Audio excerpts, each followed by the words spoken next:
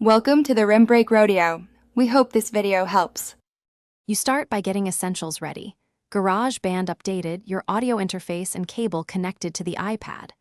Plug the guitar into the interface. Use instrument input, not line, in order to capture true dynamics.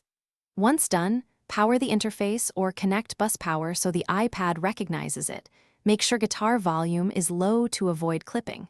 Open GarageBand and create a new audio recorder track, because that's the track type, optimized for direct guitar inputs and monitoring. Now configure GarageBand input and monitoring so you hear and record cleanly. Tap the track header, choose Input, and select your interface channel.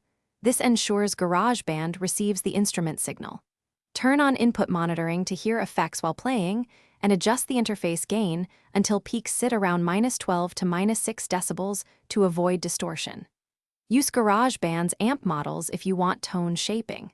Once levels are set, hit the red record button and play a test take. Finish by recording and saving your work. Enable count-in if you need time, then press record and perform. After tracking, trim or punch in overdubs as needed, then tap My Songs to save and export stems or a mixdown. If you get no sound, troubleshoot. Make sure the interface is powered and connected. Confirm the input is selected in GarageBand and swap cables or try a different guitar jack to isolate the problem. If latency is audible, reduce buffer or close background apps. Thanks for watching. Consider subscribing if we helped you.